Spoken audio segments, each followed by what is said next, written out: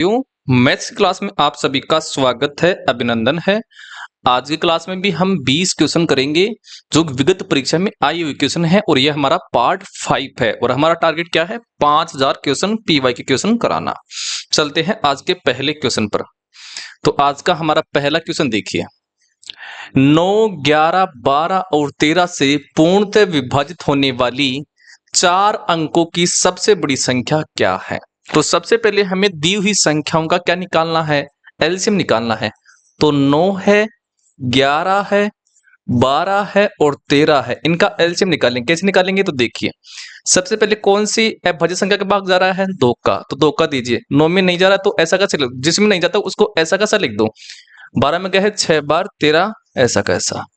अब 2 का दोबारा से जा रहा है, 9, 11, 3 और 13। अब 3 का जा रहा है, 2 का नहीं जा रहा। तो 3, 11, 1 और 13। फिर से 3 का जा रहा है, तो 1, 11, 1 और 13। अब 11 का जा रहा है, तो दीजिए 11 का एक बार, ये 1, 1 और 13। अब 13 का जा रहा है, तो 13 का दीजिए, तो 1, 1, 1 और 1। जब लास्ट में 1 1 आ जाए तब हमें क्या हो जाना है, रुक जाना है। ठीक है। अब इस तरफ वाली जो संख्या है इनको हम क्या करेंगे, गुणा करेंगे। देखिए इनको गुणा करने पर हमारे पास क्या आएगा, एलसीएम। तो मैं इसको गुणा करता हूं, तो ये 2 दूनी 4 और 4 3 12 और 12 3 36 और इनको गुणा कर लेंगे। फिर 36 को गुणा करेंगे 11 से, तो ये इतना हो गया है। फिर 13 से गुणा करेंगे तो ये हमारे पास आ जाए कितना, 8, 4 और ये 51, मतलब 5148 हमारे पास क्या है, एलसीएम आया है। अब हमें क्या बोला है, 4 अंकों की सबसे बड़ी संख्या। तो 4 अंकों की सबसे बड़ी संख्या क्या होती है, 9999 होती है। इस 9999 में इस एलसीएम का भाग देंगे, तो भाग दीजिए 5148 का। तो देखिए एक बार जा रहा है। अब शेषफल कितना बचा, तो 1, 5 और इस तरह बच गया है 8 और इस तरफ बच गया है 4। ये शेषफल रह रहा है। मतलब ये 5148 से संख्या पूरी पूरी कौन सी विभाजित होगी, तो इस 4851 इस माइनस करेंगे इसमें 9999 में, तो 9999 माइनस करेंगे तो क्या बचेगा, ये यही बचेगा। तो कौन सी संख्या हो जाएगी, वो 5148, वो विभाज्य होगी 4 अंकों की बड़ी से बड़ी संख्या। ठीक है, समझ में आ गया होगा। अगला क्वेश्चन देखो, अगला क्वेश्चन है 2 नंबर का। दो संख्याओं का महत्तम समापवर्त्य 10 और लघुत्तम समापवर्त्य 45 है, तो संख्याओं का गुणनफल क्या है। देखिए हमारे पास एक सूत्र होता है कि एलसीएम और एचसीएफ का जो गुणनफल होता है वो हमेशा बराबर होता है पहली संख्या और दूसरी संख्या के गुणनफल के हमेशा बराबर होता है। एलसीएम हमें दे रखा कितना, 45 और एचसीएफ हमें दे रखा कितना, 10 है। तो एक बराबर कितना हो जाएगा, पहली संख्या इंटू दूसरी संख्या। ठीक है। अब चलिए, तो 45 को 4 से 10 से गुणा करो तो कितना हो गया, 450। मतलब पहली संख्या और दूसरी संख्या का गुणनफल कितना होगा, 450 आएगा। तो ऑप्शन नंबर डी हमारा क्या हो जाएगा, आंसर हो जाएगा। ठीक है, समझ में आ गया होगा। अगला क्वेश्चन देखिए 3 नंबर का। 3 नंबर का हमारे पास क्वेश्चन है, x का मान पता करना है जहां x है और x+1 है और x+2 है। ये सभी क्या है, अभाज्य संख्या क्या होती है। पहले तो समझिए अभाज्य संख्या क्या होती है। अभाज्य संख्या वो होती है जिनमें खुद का भाग जाता है और एक का भाग जाता है। जैसे 2 है, 2 क्या है, अभाज्य संख्या। क्यों, क्योंकि 2 में एक का भाग जाता है और खुद का भाग जाता है। केवल एक का भाग जाए और खुद का भाग जाए, इसके अलावा किसी संख्या का भाग पूरा पूरा ना जाए, ऐसी संख्या अभाज्य संख्या होती है। तुम x का मान क्या ले, देखिए 0 अभाज्य संख्या नहीं होती है, एक भी अभाज्य संख्या नहीं होती है। हम देखिए 2 लेते हैं x का मान, तो हम पहली संख्या तो x है, दूसरी संख्या x+1 है और तीसरी संख्या क्या है, x+2। ये सभी क्या है, अभाज्य संख्या। देखिए अगर मैं x का मान 2 लेता हूं तो ये तो हो गया है 2, ये तो बन गया है अभाज्य संख्या। चलो ये करो, तो 2 में 1 जोड़ो 3, अब यहां पर 2 में 2 जोड़ो तो 4। देखिए 4 अभाज्य संख्या नहीं है तो x का मान 2 नहीं हो सकता, तो ये भी नहीं हो सकता। मान लीजिए हम 3 लेते हैं तो 3 आ गया है। अब 3 में 1 जोड़ो, कितना हो गया, 4। देखिए क्या 4 अभाज्य संख्या होगी क्या, नहीं होगी, तो 3 भी नहीं हो सकता, तो कोई सा भी ऑप्शन नहीं है। ठीक है, इसमें से इसको क्वेश्चन को बनाने में एग्जामिनर ने क्या कर दी, गलती कर दी कि सही ऑप्शन नहीं दिया है। अगला क्वेश्चन देखिए, अगला क्वेश्चन है कौन सी एक अभाज्य संख्या नहीं है। अभाज्य संख्या बतानी है, नहीं है।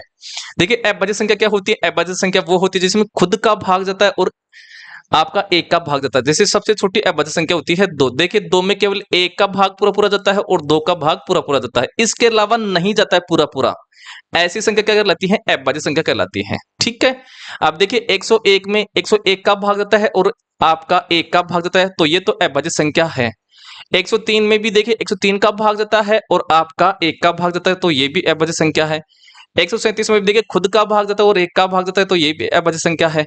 लेकिन 141 में देखिए एक का भाग जा रहा है, 141 का भाग जा रहा है और 3 का भाग जा रहा है। ठीक है, तो देखिए 2 से ज्यादा संख्याओं का भाग जा रहा है, तो ऐसी संख्या क्या नहीं है, अभाज्य संख्या नहीं है, ये क्या है, भाज्य संख्या है। ठीक है, अगला क्वेश्चन देखो, अगला क्वेश्चन है, ये कौन सा नंबर वाला हो गया है, 3 नंबर का हो गया है। 3 नंबर का हमने क्वेश्चन कर लिया है, सॉरी 4 नंबर का था ये 4 नंबर का था।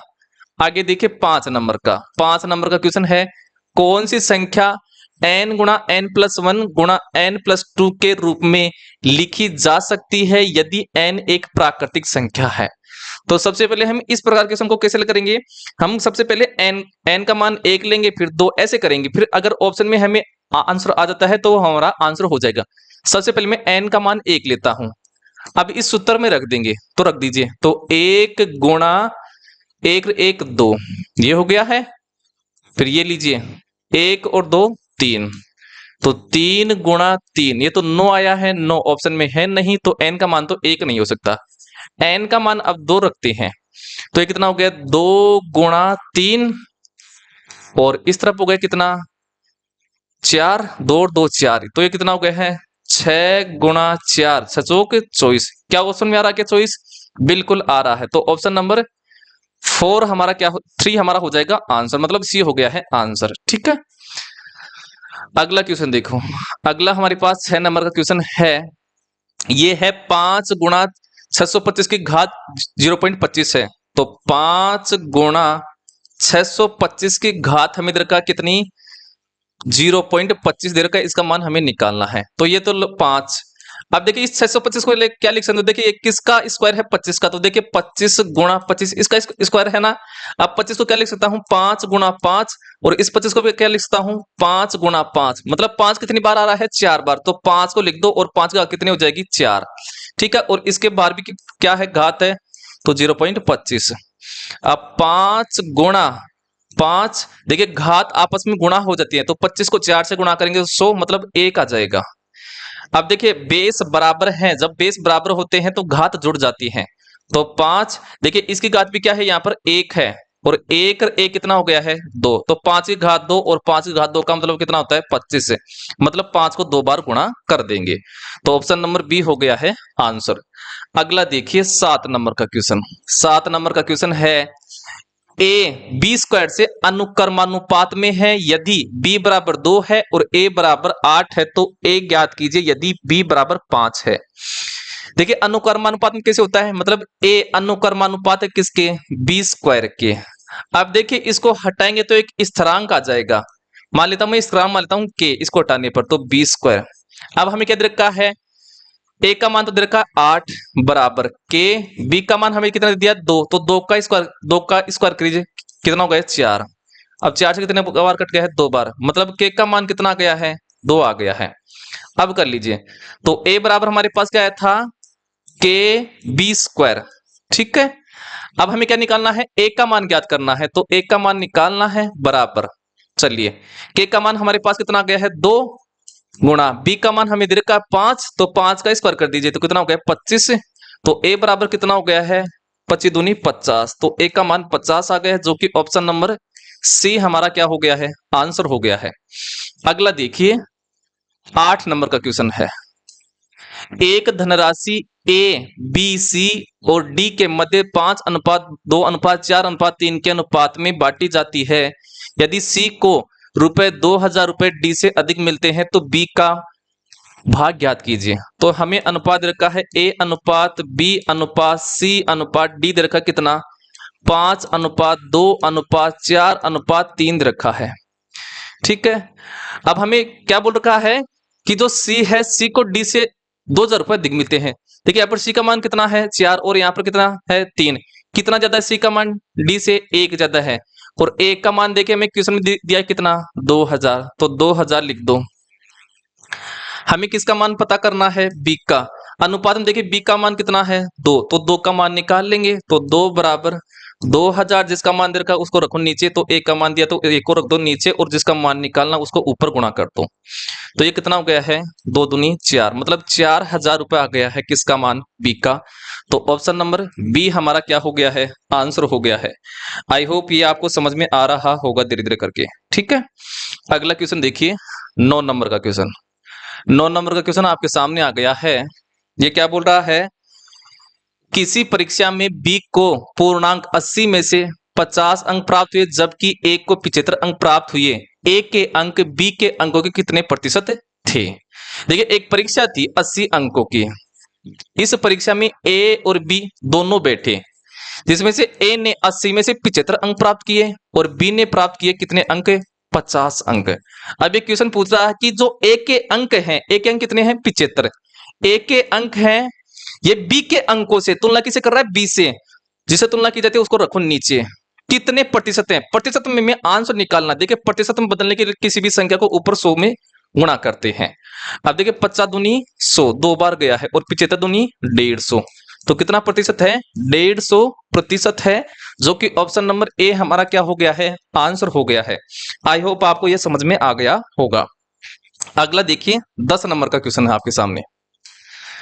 P क्यू को एक लैपटॉप 20% की हानि पर बेचता है और क्यू आर को लैपटॉप 25% के लाभ पर बेचता है। यदि आर ने लैपटॉप रुपए 1516 में खरीदा तो P के लिए लैपटॉप का क्रय मूल्य कितना था, यह हमें बताना है।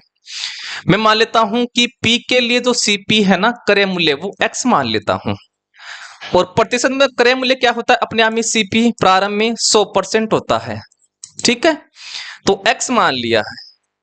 अब देखिए P ने क्यू को बेचा कितने प्रतिशत की हानि पर 20% की हानि पर, और प्रारंभिक क्रय मूल्य कितना होता है 100%। तो कितने में बेचा होगा, तो 100, इस 100 में से 20 निकालो तो 80% में बेचा है, तो इसका 80% निकालो तो 80 और परसेंटेज का साइन हटाते ही बटे में 100 हो गया है। अब देखिए आपका जो क्यू है, क्यू ने किसको बेचा आर को, और कितने में बेचा 25% के लाभ पर, और क्रय मूल्य कितना होता है 100%। तो कितने बेचा होगा, तो 25 का लाभ हो रहा है तो 100 में 25 जोड़ो तो कितने बेचा 125% में, तो 125 और बटे में 100। ऐसा करने पर लास्ट का इसका मूल्य कितना आ गया है, यह आ गया 1516, तो ये लिख दो 1516 रुपए। ठीक है, अब हल कर लेंगे। देखिए 1 0 से 1 0 कट गया है, 25 पंजू 125 और 25 चौक 100, 4 दूनी 8 और 2 पंजू 10 और 5 से 5 कट गया, तो x का मान कितना आ गया है 1516। मतलब P ने वो वस्तु खरीदी 1516 में, अर्थात P के लिए लैपटॉप का क्रय मूल्य था 1516 रुपए। ठीक है, तो ऑप्शन नंबर हमारा हो गया है 2, आंसर हो गया है। अगला क्वेश्चन देखिए 11वां नंबर का। 11 नंबर का क्वेश्चन है, निम्नलिखित में से कौन सी संख्या 82 से विभाज्य है। तो जो 82 है इसको एक बार टुकड़ों में तोड़ लीजिए, फैक्टर कर लीजिए छोटी संख्याओं में। कैसे कर लूं, तो 82 में 2 का भाग दे रहा है तो 2 का भाग दिया है तो 2 आ गया है, 2 का भाग देने पर कितना आया 41, तो 41 और 2 में तोड़ लिया है। अब जो संख्या 41 और 2 से विभाज्य होगी वो किसे भी होगी आपकी 82 से भी क्या होगी विभाज्य होगी। ठीक है, तो 2 का नियम क्या कहता है, पहले 2 का नियम लगा देते सब में। 2 का नियम कहता है कि वो संख्या 2 से पूर्णतः विभाजित होगी जिसके लास्ट में क्या क्या रहे 2 4 6 और 8 और 0 रहे, मतलब इकाई का अंक 0 2 4 6 8 रहे। देखिए इसके लास्ट में है तो ये विभाज्य होगी, इसके लास्ट में नहीं है कट गया है, इसके लास्ट में नहीं है कट गया है, इसके लास्ट में है। अब हम देख लेते हैं कि अब पहला ऑप्शन और चौथा ऑप्शन इसमें 41 का भाग देंगे, तो पहले ऑप्शन में एक बार 41 का भाग देते हैं 95 66 12 में, अगर इसमें पूरा पूरा चला जाता है 41 का भाग तो ये 82 से पूर्णतः विभाज्य होगी। कर लीजिए, तो 41 का भाग दीजिए, तो 41 दूनी 82 2 बार गया है, कितना बच गया है 3 और 1 और 6, अब कितनी बार जा रहा है? 3 बार जा रहा है, तो 3 और 4 3 12, मतलब 3 बार गया है। कितना बचा? 3, और इस तरफ 1 बच गया है और उतार लिया है 6। अब फिर से 3 बार जा रहा है, कितना आया? 123। अब कितना बचा? 3 और ये 1। अब ऊपर से तार लें 1। अब फिर से जा रहा है कितनी बार? आपका 3 बार जा रहा है, 123 आ गया है। चलो गट्ठा हो तो कितना बचा है? 8। 8 बच गया है और ऊपर तार लिया है 2। अब 41 दूनी 82, मतलब पूरा पूरा भाग जा रहा है। ठीक है, तो हमारा ऑप्शन नंबर ए की क्या है? ये 82 से पूर्णतः विभाजित है, ये नहीं होगी। ठीक है, क्योंकि पहला ही ऑप्शन में जा रहा है 41 का भाग, तो अगले वाले को क्यों चॉइस करें हम? वो विभाज्य नहीं है। इस प्रकार से आपको क्वेश्चन को करना है। अगला क्वेश्चन देखिए 12 नंबर का। 12 नंबर का एक क्वेश्चन आपके सामने आ रहा है। एक व्यक्ति दो वस्तुएं 6,000 रुपए प्रति वस्तु की दर से बेचता है। पहली वस्तु पर उसे 20% का लाभ होता है, लेकिन दूसरी वस्तु पर उसे 25% की हानि होती है। उसका कुल हानि प्रतिशत में लगभग कितना होगा? यह हमें निकालना है। मतलब दो वस्तु बेचा, एक हर वस्तु को 6,000 रुपए में बेच रहा है, तो प्रारंभ में किसी भी वस्तु का क्रय मूल्य कितना होता है? 100% होता है। ठीक है, तो पहली वस्तु का हम क्या निकाल लें? सीपी निकालते हैं, मतलब CP1 निकाल लेते हैं। CP1, ये लीजिए CP1 निकालते हैं। तो पहली वस्तु को 20% लाभ पर बेचा है, तो प्रारंभिक क्रय मूल्य कितना था? 100%। लाभ हो रहा है ना, तो 100 में 20 जोड़ो, मतलब 120% में बेचा, तो 6,000 है, और प्रतिशत में कितना है? 120%, मतलब 120% की वैल्यू हमें दे दी कितनी? 6,000। ठीक है, हमें क्या निकालना है? इसका क्रय मूल्य निकालना है। क्रय मूल्य कितना होता है? 100%, तो 100% से गुणा कर दो ऊपर, ये लीजिए 100%। आप देखिए परसेंटेज से परसेंटेज कैंसिल हो गया, 1 0 से 1 0 कैंसिल हो गया है। 12 पंजू 60, और ये हो गया कितना? 5,000। तो पहली वस्तु का क्रय मूल्य आ गया है, CP1 आ गया है 5,000। अब दूसरी वस्तु का CP2 निकाल लें, तो दूसरी वस्तु को भी 6,000 रुपए में बेचा था, 6,000 रुपए में, लेकिन दूसरी वस्तु पर क्या किया? 25% की हानि हुई। क्रय मूल्य कितना था? 100%। हानि हो रही है, तो इस 100 में से 25 निकाल दो, तो 75 में बेचा था, तो 75% की हमें वैल्यू दे दी। हमें क्या निकालना है? क्रय मूल्य। देखिए जो मान निकालना होता है ऊपर उसे गुणा करते हैं, तो क्रय मूल्य कितना था? 100%, तो 100% से गुणा कर देंगे।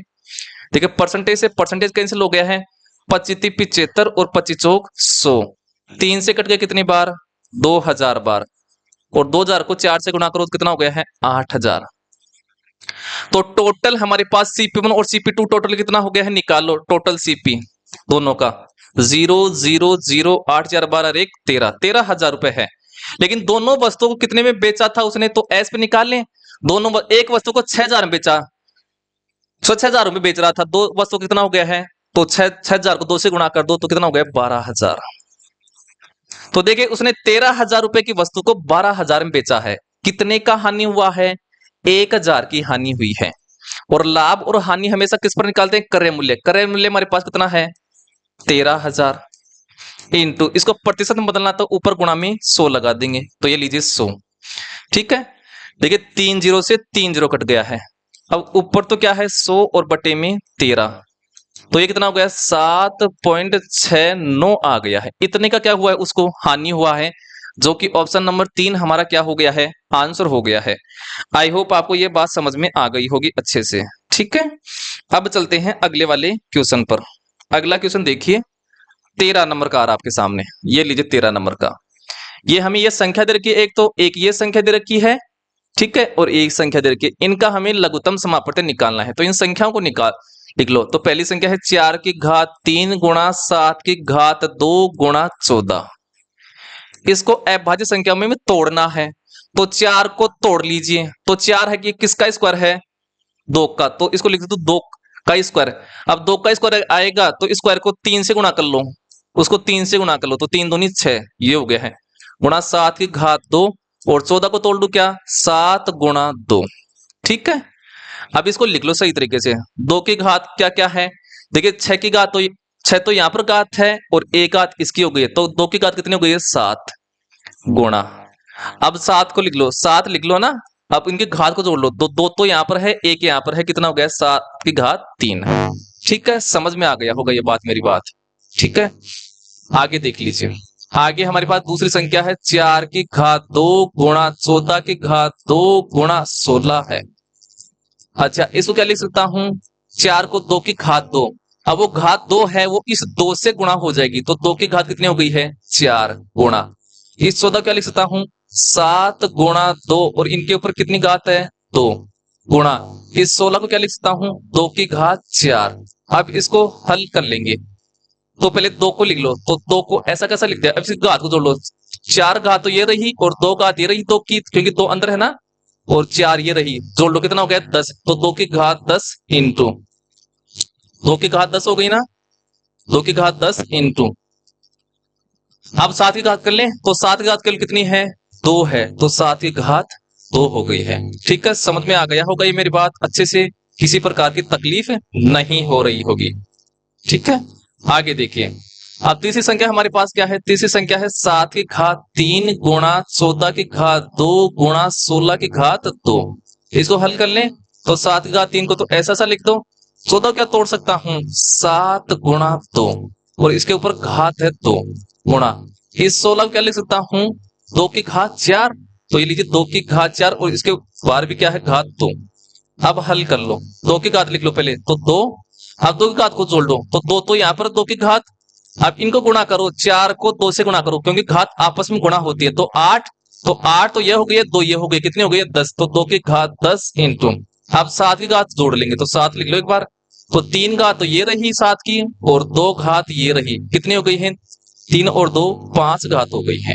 ठीक है, अब हम निकाल लेंगे एलसीएम, तो एलसीएम निकाल लो, मैंने पूरा कंसेप्ट बताया है, ये समझाने में ही टाइम लग रहा है, जब आप समझने के बाद खुद करोगे ना तो तकलीफ नहीं होगी। चलो, एलसीएम कैसे लेते हैं, हमारे पास 2 है, लिख लो 2 गुणा 7 है, ठीक है ये फैक्टर है। अब एलसीएम में जो लेते हैं पावर, वो सबसे बड़ी पावर लेते हैं, तो 2 की घात सबसे बड़ी कहां पर है, कितनी है 10 है, तो सबसे बड़ी पावर लेते हैं, तो 10 लिख दिए। ऐसे ही 7 की घात सबसे बड़ी कौन सी है 5 है, तो 7 की घात 5 लिख दो। इस प्रकार ये एलसीएम आ गया है, तो कौन सा ऑप्शन हो गया है एक हमारा आंसर हो गया है। ठीक है, आई होप आपको ये समझ में आ गया होगा, किसी प्रकार की तकलीफ नहीं हुई होगी। अगला क्वेश्चन देखिए 14 नंबर का, 14 नंबर का आपके सामने क्वेश्चन है, 7 सेंटीमीटर 14 सेंटीमीटर और 21 सेंटीमीटर त्रिज्या वाले ठोस धात्विक गोले को पिघलाकर एक ठोस बेलन के रूप में ढाला जाता है। यदि बेलन की ऊंचाई 21 सेंटीमीटर हो तो बेलन का संपूर्ण पृष्ठीय क्षेत्रफल सेंटीमीटर में ज्ञात कीजिए और पाई का मान लेना है 22/7। देखिए, जब इस प्रकार क्वेश्चन आए, आपका जो गोला है इनके आयतन को बराबर कर देंगे बेलन के आयतन के बराबर। ठीक है, तो गोले का आयतन हो जाएगा, गोले का आयतन बराबर हो जाएगा बेलन का आयतन, बेलन का आयतन, यह बात आपको समझ में आ गई होगी। ठीक है, अब आपका जो गोले का आयतन होता है वो क्या होता है 4/3 पाई आर क्यूब होता है। ठीक, ये समझ में आ गया। और हमारे पास कितने 3 गोले हैं, तो पहले कर दो एक गोले का, फिर कर देंगे दूसरे गोले का, तो 4/3 पाई आर क्यूब और ये दूसरे गोले का प्लस 4/3 पाई आर क्यूब और ये तीसरे गोले का, और बराबर बेलन का आयतन कितना हो गया है, ये बेलन के आयतन के बराबर आएगा, और बेलन का आयतन होता है पाई आर स्क्वायर एच होता है। ये बात आपको समझ में आ गई होगी। ठीक है, आप देखिए 4/3 और पाई कॉमन आ रहा है, और अंदर क्या बच गया है R1 का क्यूब प्लस R2 का क्यूब प्लस R3 का क्यूब और बराबर पाई आर स्क्वायर एच हो गया है। देखिए, पाई से पाई कट गया है, अब मान रख देते हैं 4/3 गुणा R1 कितना है 7, तो 7 का क्यूब करिए तो 343 होता है 7 का क्यूब प्लस हमारे पास अब क्या है, हमारे पास है 14, तो 14 का क्यूब कितना होता है, तो ये तो है 27 समझ, इसी आपको ध्यान रखना होता है क्यूब वगैरह। चलो, R3 का मान है 21 है, और 21 का क्यूब कितना हो जाएगा, ये हो जाएगा 5261 बराबर आर स्क्वायर एच हो गया है, तो 4/3 इंटू, अब इन सबको जोड़ लीजिए, इन सबको जोड़ेंगे तो ये हो जाएगा हमारे पास 8 4 और ये हो गया है 3 और ये हो गया है 12। ठीक है, और बराबर है आर स्क्वायर एच हो गया है। अब क्या कर लें 3 का भाग जरा इसमें, कितनी बार? 4 बार, एक बार, एक बार और 6 बार, ये चला गया है। ठीक है, चलो अब इनको गुणा कर ले, हम इस तरफ कर लेता हूं। तो 4 को इस तरफ हम एच का मान भी रख देते, इस तरफ एच का मान रख दूं क्योंकि एच का मान दे रखा है ताकि हम काट दे ऐसे। तो एच का मान दे रखा है हमें, बेलन की ऊंचाई 21 सेंटीमीटर, तो ये लीजिए 21 सेंटीमीटर। ये समझ में आ गया होगा। अब देखिए 21 का भाग जरा है इसमें कितनी बार? 156 बार जा रहा है। ठीक है, तो आर का मान निकाल ले, इस तरफ आर स्क्वायर है तो इनका हमें क्या लेना पड़ेगा? वर्गमूल। तो आर का मान हमारे पास क्या हो जाएगा? तो 4 का वर्ग कितना हो जाएगा? 2, मतलब किसका स्क्वायर है? 2 का, इंटू 196 किसका स्क्वायर है? 14 का, तो 14। तो आर बराबर कितना हो गया? 14 दूनी 28 सेंटीमीटर आ गया है। अब हम क्या निकाल लेंगे? बेलन का संपूर्ण पृष्ठीय क्षेत्रफल। बेलन का संपूर्ण पृष्ठीय क्षेत्रफल होता है आपका 2 पाई आर कोष्टक आर प्लस एच होता है, ये होता है उसका। ठीक है, तो रख दो इसमें मान, तो 2 गुणा 22/7 इंटू आर का मान 28 है, तो 28 प्लस 21, तो ये कितना हो गया है? 4 बार चला गया है। तो ये कितना? 22×44 और 44 को करो तो 176 इंटू, इनको जोड़ लो तो ये कितना हो गया है? 8 1 9 और ये हो गया है 4। अब इनको हम क्या क्या, क्या कर लेंगे? गुणा कर लेंगे, तो ये गया 9 6 54 और ये हो गया है 2 और ये हो गया 86, और ये किसमें है? आपका सेंटीमीटर स्क्वायर आ गया है। ठीक है, तो 8624 आएगा, जो कि ऑप्शन नंबर 4 हमारा क्या हो गया है? आंसर हो गया है। देखिए मैंने हर एक स्टेप को समझाया है क्योंकि समझाने में टाइम लगता है, जब आप खुद करोगे इसको तो ये है ना 40 सेकंड का भी क्वेश्चन नहीं है। ठीक है, आई होप समझ में आ गया होगा और किसी प्रकार की आपको तकलीफ भी नहीं हुई होगी। अगला क्वेश्चन देख लीजिए। अगला हमारे पास 15वां क्वेश्चन आ रहा है। ये बोल रहा है निम्नलिखित में से कौन सी भिन्न सबसे बड़ी है? सबसे बड़ी भिन्न बतानी है, और भिन्न हमें देखिए 8/9, 9/79 और 52/84 और 28/73 है। ठीक है, मैं सबके इनको हम पॉइंट 1 तक भाग देंगे, तो 9 का भाग 8 में दीजिए तो पॉइंट लग जाएगा, तो कितना आएगा पॉइंट के बाद में? 8/9 का वैल्यू आएगा पॉइंट में आपका 0.8 आएगा। ऐसे ही 9/79 का पॉइंट में आएगा, 1 पॉइंट तक ही देना आपको भाग, तो 0.1 आ जाएगा। ऐसे ही 52/84 का आएगा, पॉइंट तक 1 तक ही देना, तो 0.6 आएगा। ऐसे ही हमें देना है 28/73 का, 28/73 इसका भाग देंगे तो इसका आएगा 0.3। ठीक है, यहां तक करना है। अब देखिए सबसे छोटा मान कहां पर है? सबसे छोटा मान आपका क्या है? 0.1 है, तो सबसे छोटी पिन कौन सी हो जाएगी? 9/79 हो जाएगी। हमें क्या पूछा है? सबसे बड़ी, सबसे बड़ा मान कौन सा है? 0.8 है, तो आपका 8/9 ये सबसे बड़ी पिन है। 8/9 कहां पर है? ऑप्शन नंबर 4 हो जाएगा आंसर। ठीक है, इस प्रकार से आपको हल करना है। अगला क्वेश्चन देखिए 16 नंबर का। 16 नंबर का क्वेश्चन आपके सामने थोड़ी सी ना प्रॉब्लम आ जाती है, टेक्निकल प्रॉब्लम, आपको किसी प्रकार की तकलीफ नहीं करनी है। 16 नंबर का क्वेश्चन देखिए। प्रकाश और विनेश एक कार्य को क्रम से 15 और 16 दिनों में पूरा कर सकते हैं। उन्होंने एक साथ मिलकर कार्य करना शुरू किया और 5 दिन बाद विनेश चला गया। प्रकाश शेष कार्य कितने दिनों में पूरा करेगा? चलो, प्रकाश है और विनेश है। प्रकाश तो करता है 15 दिन में और विनेश करता है कितने दिन में? 16 दिन में करता है। 15 और 16 का एलसीएम लीजिए, तो 15 और 16 का एलसीएम कितना आ गया है? 240 आ गया है। ठीक है, अब 15 का भाग जो है इस 240 में दीजिए, कितनी बार गए? 16 बार। मतलब प्रकाश एक दिन में 16 काम करता है, मतलब प्रकाश की आ गई है कार्य क्षमता। ऐसे ही 16 का भाग 240 में दीजिए, आ गया है 15, मतलब विनेश एक दिन में 15 काम करता है। अब देखिए दोनों ने 5 दिन काम किया है, दोनों एक दिन में कितना काम करते हैं? तो प्रकाश तो एक दिन में 16 और ये करता है 15, दोनों को जोड़ लीजिए, 16 और 15 कितना हो गया? 31, मतलब एक दिन में दोनों मिलकर 31 काम करते हैं, और 5 दिन काम किया दोनों ने, तो कितना काम हो गया अब तक 5 दिन में? तो 5 15, मतलब 155 काम हो गया है। टोटल काम कितना था? 240, तो 240 में 115 155 घटाइए, सॉरी 155 घटाइए, तो आपका ये कितना हो जाएगा? ये आ जाएगा 85 आ जाएगा। कितना जाएगा? 85, मतलब 85 काम शेष रहा है। अब कौन चला गया था? विनेश चला गया था। विनेश चला गया था तो कौन करेगा? प्रकाश। और प्रकाश एक दिन कितना काम करता है? 16। तो इस 85 में 16 का भाग दीजिए तो कितनी बार गया है? 16 पंजू 80, 5 बार, और बच गए शेषफल 5 और बटे 16। ठीक है, तो आ जाएगा 5 ही 5/16। कहां पर आ रहा है हमारे पास? ऑप्शन नंबर 2 हो जाएगा आंसर। ठीक है, आई होप समझ में आ गया होगा। अगला क्वेश्चन देखिए 17 नंबर का। 17 नंबर का क्वेश्चन आपके सामने। एक हवाई जहाज 240 किलोमीटर पर आवर की चाल से एक निश्चित दूरी 5 घंटे में तय करता है। उसी दूरी को एक सही 2/3 घंटे में तय करने के लिए उसे कितनी चाल यात्रा करनी पड़ेगी? देखिए हमें चाल दे रखा है और क्या दे रखा है? समय दे रखा है। तो हम दूरी निकाल लेंगे। दूरी बराबर क्या होता है? चाल गुणा समय। चाल इंटू समय।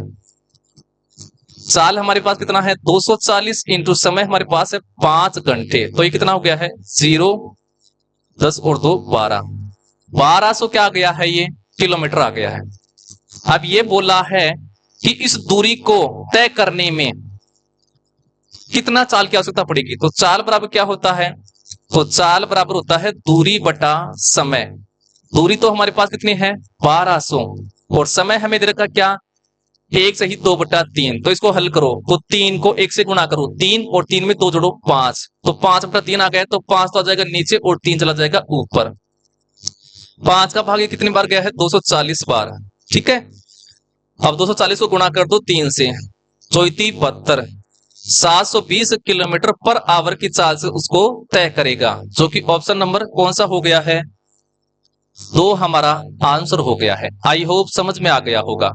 अगला क्वेश्चन देखिए। अगला क्वेश्चन हमारे पास है 18 नंबर का क्वेश्चन है। रवि, किशन और सूर्य एक व्यवसाय में 50,000 रुपए का निवेश करते हैं। रवि किशन से 4,000 रुपए अधिक और किशन सूर्या से 5,000 रुपए अधिक निवेश करता है। कुल 1,35,000 के लाभ पर रवि का हिस्सा क्या होगा? तो हमें बात कर रहा है, ये किसकी बात? रवि की बात कर रहा है, किशन की बात कर रहा है और सूर्य की बात कर रहा है। रवि की तुलना तो की जा रही है किशन से, और किशन की तुलना की जा रही है किससे? सूर्य से तुलना की जा रही है। तो लास्ट में किससे तुलना की जा रही है? सूर्य से। तो सूर्य का मान हम मान लेते हैं उसने x रुपए निवेश किया था। अब किशन कितना अधिक कर रहा है सूर्य से? ये कर रहा है आपका 5,000 रुपए अधिक कर रहा है। तो x में 5,000 जोड़ दो तो ये हो गया, इसने किया है किशन ने x + 5,000। अब आपका जो है ये आपका कौन? रवि है। ये कितना अधिक कर रहा है किशन से? ये कर रहा है आपका 4,000। तो इसमें 4,000 और जोड़ देंगे तो x + 5,000 तो पहले था, इसमें 4,000 और जोड़ दो तो ये हो गया 9,000। और तीनों मिलकर कितना कर रहे थे? 50,000। तो तीनों का जोड़ दो, ये आ गया है कितना? 50,000। ठीक है, तो ये कितना हो गया? 3x और प्लस 9 और 5 कितना हो गया? 14। तो 14 को इस तरफ भेज देंगे ना, लास्ट में उस तरफ। तो ये लीजिए बराबर 50,000 और माइनस 14,000। तो 3x बराबर कितना हो गया है? ये 3 0 और 6, और ये हो गया है आपका कितना? 3। 3 का भाग कितनी बार गया है? 12 बार। मतलब x का मान कितना हो गया है? 12,000। ठीक है, तो हमारे पास हम निकाल लें मतलब आपका रवि है, किशन है और सूर्या है। रवि, किशन और सूर्या है। किशन और सूर्या, इनका अनुपात निकाल लेते हैं। तो x का मान 12,000 आ गया है, तो 12,000। किशन है, किशन का कितना हो जाएगा?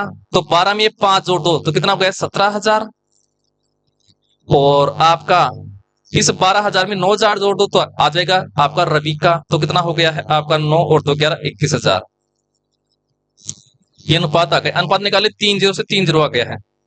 तो 21:17:12 आ गए हैं इनका अनुपात। हमें किसका रेशियो निकालना है? सॉरी, किसका हिस्सा निकालना है? रवि का। रवि का अनुपात कितना है? 21। तो 21 तीनों को जोड़ लो, 21 17 और 12, ये कितना हो गया है? 50 हो गया है। तो 50, और किसका बांटना है? 1,35,000 को। तो 1,35,000। चलो 1 0 से 1 0, 5 का भाग कितनी बार जा रहा है? 2 बार और 7 बार, मतलब 2700। अब इनको गुणा कर लो तो 0 और 0, 27 एकम 27, हासिल कर गए 2 54 और 2 56। तो ये आ गया 56,700 रुपए आया है, जो कि ऑप्शन नंबर 2 हमारा क्या हो गया है? आंसर हो गया है। अगला क्वेश्चन देखिए 19 नंबर का। ट्रेन ए और ट्रेन बी की लंबाई का अनुपात 3:4 है। ट्रेन ए की चाल 54 किलोमीटर पर आवर और ट्रेन बी की चाल 72 किलोमीटर पर आवर है। विपरीत दिशाओं में यात्रा करते समय ट्रेन ए एक दूसरे को 10 सेकंड में पूरी तरह पार कर जाती है। ट्रेन ए को 450 लंबी एक सुरंग को पार करने में कितना समय लगेगा? सबसे पहले हम इसकी क्या निकाले थे? सापेक्ष चाल। सापेक्ष चाल देखिए, ट्रेन एक दूसरे के सामने आ रही हैं। जब सामने आती है तो सापेक्ष चाल कैसे निकालते हैं? दोनों की चालों को जोड़ दो। तो ट्रेन ए की चाल तो है 54 और ट्रेन बी की चाल कितनी है? 72। गुणा नहीं करना है, प्लस करना है, ठीक है, प्लस 72। तो ये कितना हो गया है आपका? 6 और 7 और 5 12, 126 किलोमीटर पर आवर है। अब हम क्या निकाल लें? चाल बराबर दूरी बटा समय। सूत्र लगाते हैं, चाल बराबर दूरी बटा समय। हमें इनकी लंबाइयों का अनुपात का यही दूरी क्या बन जाएगी? टोटल दूरी बन जाएगी, ठीक है। तो चाल तो कितनी इनकी? 126 किलोमीटर पर आवर है, बराबर दूरी कितनी है? 3 और 4। इन 3 और 4 को मैं मान लेता हूं 3x और 4x, तो दोनों को जोड़ लो, कितना हो गया है? 7x हो गया है। बटे समय कितना ले रहे हैं ये? समय ये ले रही है आपका 10 सेकंड। तो ये 10 सेकंड, तो ये देखिए ये सेकंड में है, तो हमें इस 126 को मीटर पर सेकंड में बदलना पड़ेगा। तो किलोमीटर पर आवर को मीटर पर सेकंड में बदलने के लिए 5/18 से गुणा करेंगे, तो 5/18, ठीक है। अभी कितनी बार जा रहा है? 18 का भाग 7 बार हो गया है। अब चलिए अब कर लेते हैं इसको बराबर। ये 7 से 7 कट गया है ना? 7 का भाग जा रहा है ना, 7 से 7 कट गया है। तो x का मान कितना हो जाएगा? तो x का मान हमारे पास आ जाएगा, ये 10 इस तरफ गुणा हो जाएगा, तो ये आ गया 50। कितना आ गया है? 50 आ गया है। हमारे पास किसका आया है? ये 50 हमने किसको माना था? इनकी लंबाई का अनुपात 3x माना था और हमने माना था 4x माना था। कितना माना था? 4x। एक मिनट रुकिए, ये जा रहा है क्या?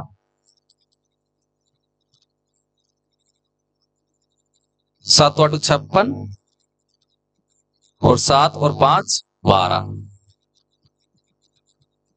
ठीक है। तो ये 4 और 3 7 हो गया है। हाँ, x का मान हमारे पास आ गया है ये, और 4x माना था, है ना? तो 3 गुणा 50, तो ये कितना हो गया? 150। तो पहली ट्रेन की लंबाई तो आ गई 150, दूसरी ट्रेन की लंबाई क्या आ जाएगी? 4 गुणा 50, तो ये कितना हो गया है? 200। मतलब ए ट्रेन की लंबाई तो आ गई है 150 और बी ट्रेन की लंबाई आ गई है 200। हमें क्या निकालना है? हमें निकालना है कि ट्रेन ए है ये 450 मीटर की सुरंग को कितने समय में पार कर देगी। तो समय बराबर क्या होता है? समय बराबर होता है दूरी बटा समय चाल होता है, दूरी बटा चाल होता है। तो समय बराबर हो गया है, चलो ट्रेन है ये किसको पार करेगी? सुरंग को पार करेगी और खुद की लंबाई को पार करेगी। तो सुरंग की लंबाई तो कितनी है? 450 और खुद की लंबाई कितनी है? 150। तो 150 और इसकी चाल कितनी है? तो इसकी चाल है आपकी कितनी? देखिए 54 है। देखिए 54 किलोमीटर पर घंटे में है और हमारे पास जो लंबाई है मीटर में आई है। तो इस 54 को किसमें बदलना पड़ेगा? मीटर पर सेकंड में। तो 5/18 से गुणा करेंगे इसको, 5/18, सॉरी 5/18 से, ये लीजिए 5/18 से। तो ये तो कितना हो गया है? 600/18 × 54 और 5 × 15 और 15 चौक 60। तो आ गया है 40 सेकंड में पार करेगी, ठीक है। ऑप्शन नंबर कौन सा हो गया है? सी, आपका 4 हमारा आंसर हो गया है। आई होप ये बात आपको समझ में आ गई होगी। अगला क्वेश्चन देखिए, अगला हमारे पास क्वेश्चन है 20 नंबर का। 20 नंबर का क्वेश्चन है, यदि रुपए 748 अंकित मूल्य वाली वस्तु 215 में बेची जाती है तो छूट प्रतिशत कितना होगा? अपना उत्तर दो 10 में इसका आंसर आएगा। तो अंकित मूल्य कितना था? 748 में, ठीक है, और बेची कितने में? 215 में। तो छूट कितने की मिली? तो इसमें घटा तो ये छूट आ जाएगी। तो ये तो बच गया है कितना? 3, और ये भी 3 बच गया है, और इस तरफ कितना बच गया है आपका? 5 बच गया है। इतने की छूट मिली है। तो 533 रुपए की उसको क्या मिली है? छूट मिली है, ठीक है। 533 की छूट मिली। किस पर मिली है इस 533 रुपए की छूट उसको? तो ये मिली है उसको किस पर? ये मिली है उसको आपको, जो ये है 748, इस पर मिली है, तो 748। और इसका हमें आंसर किस में लाना है? प्रतिशत में। प्रतिशत में लाने के लिए किसी भी संख्या को ऊपर 100 से गुणा करते हैं। गुणा कर लीजिए इसको। आप देखिए ये जा रहा है किसके पहाड़ी से, 4 के पहाड़ी से जा रहा है क्या, इसमें जा रहा है क्या, हाँ जा रहा है 4 का पहाड़ा, 1 बार, 8 बार और फिर 7 बार, और इसमें जा रहा है कितने बार, 25 बार। ठीक है, अब इनको गुणा कर लीजिए, 25 को गुणा कर लेंगे किससे, 533 को, तो ये 5 आ गया है, 2 और ये फिर आ गया है 3 और ये फिर 13 आ गया है, और बटे में कौन है आपका 187 है। अब भाग देंगे, देखिए 187 का इसमें भाग देना ही पड़ेगा, इसमें कोई दो राय नहीं है। तो ये जा रहा है आपका 7 बार, 1 बार, फिर पॉइंट, फिर 2, फिर 5, ये आ रहा है। मतलब इकहत्तर कुछ आएगा, कौन सा है, 71.25 या 26, एक ही बात है। तो ऑप्शन नंबर 1 हमारा क्या हो गया है, आंसर हो गया है। तो ये होते हैं आज की क्लास के हमारे 20 क्वेश्चन होते हैं। ठीक है, डेली आपको क्लास से जुड़ना है ताकि आप में इंप्रूवमेंट आएगा लगातार रूप से।